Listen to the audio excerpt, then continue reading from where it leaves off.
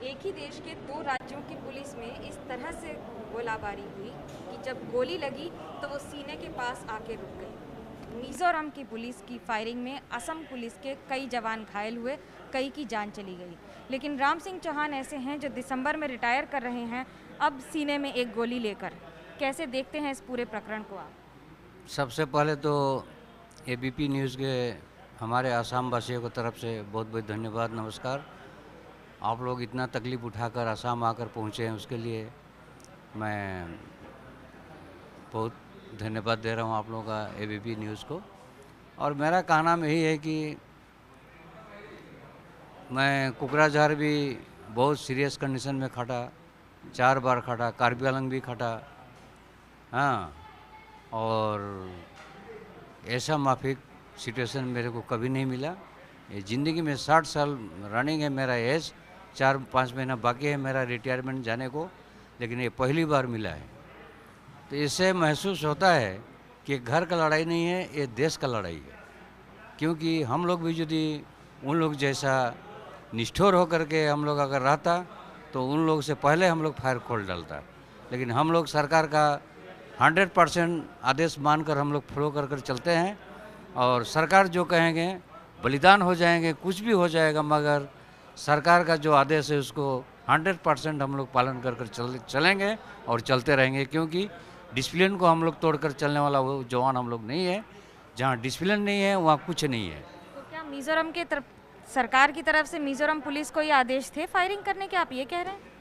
मैं तो यही बोल रहा हूँ कि उन लोगों का कोई डिसिप्लिन नहीं है और वो फोर्स का लायक भी नहीं है। वो लोग को एक्सट्रीमिस्ट घोषित किया जाए, क्योंकि अगर वो लोग फोर्स रहता तो कभी वो लोग मनमानी कार्रवाई नहीं करता।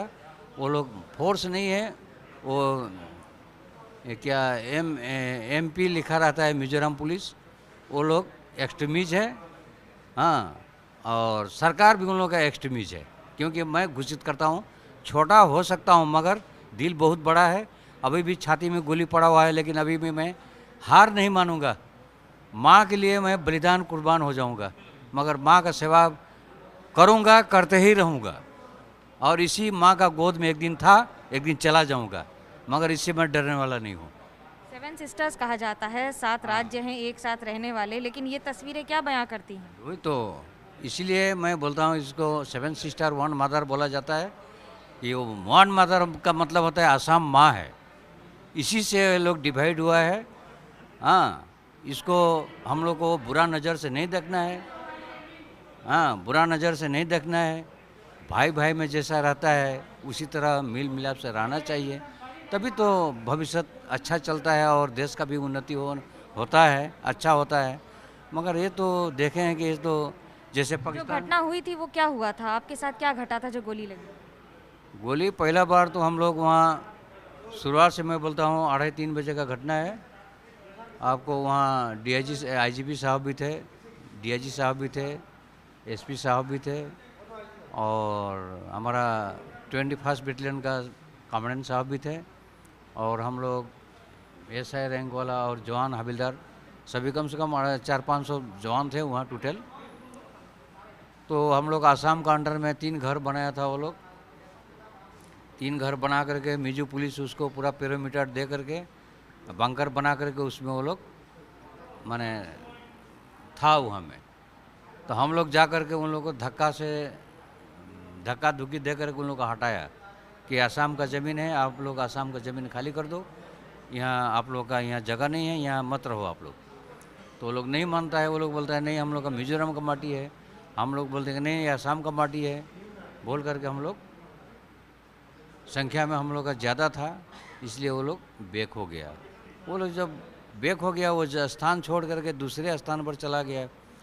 वो वहाँ पर वो लोग क्या किया था, पहले से ही प्रीपेड था उन लोगों का प्लान कि बंकर यू टाइप का बनाया था वो पहाड़ में, कि ऊपर से नीचे आसानी से फायर कर सकें। फील्ड ऑफ फायर भी उन लोगों का सफा था, और हम लोग को तो पता नहीं है कि ये लोग इतना नीच घटिया काम किया है, हम लोग को तो ये पता नहीं था। हम लोग सोचा कि वो लोग अपना हम लोग का स्थान छोड़कर चला गया, चलो सरकार जो विचार करेगा वही होगा। अब वो लोग अपने बंकर में जा कर के अचानक फायर खोल डाला, अचानक, जिसमें कि हमारा बहुत सा कुछ लोग एक्सपायर्ड भी हो गए हैं, कुछ लोग इंजरी भी हुए हैं। अभी हम लोग घुंघरू मेडिकल कॉलेज में हम लोग भर्ती हुआ है, यहाँ भी गोली निकालने के लिए इनकार कर रहे हैं कि हम लोग यहाँ गोली निकालेंगे तो इसका बहुत झमेला है। इसलिए मैं इजाज़त चाहता हूँ कि मुझे यहाँ से रिलीज़ या रेफर दे करके गुवाहाटी भेजें, और गुवाहाटी नहीं सकेगा तो मैं चला जाऊँगा चेन्नई, क्योंकि इस गोली का दर्द कितना है शरीर में आपके? दर्द तो अब क्या बोलूँ, लोग तो डायलेक्ट में कहते हैं कि जो मर्द होता है उसका दर्द नहीं होता है, तो हम लोग मर्द हैं ना, सरकार का जब खाए हैं नमक तो हम लोग मर्द है। दर्द होने से भी नहीं है दर्द। घर में भी फ़ोन में मैंने नहीं बताया, क्योंकि मैं कुछ भी हो जाए, मेरा परिवार बहू ये सब है, बच्चा लोग, क्यों टेंशन में दूँ उन लोगों को, ज़रूरत नहीं है। एक का वजह से मेरा परिवार जब सुख से है तो इससे और महान क्या चाहिए। मेरा कुछ भी हो जाए मगर दर्द को मैं दर्द नहीं समझता हूँ।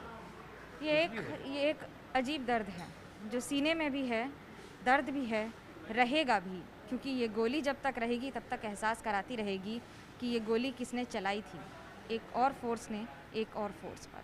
कैमरा पर्सन सूरज पांडे के साथ मनोज्ञा लोईवाल, सिलचर, असम, एबीपी न्यूज़।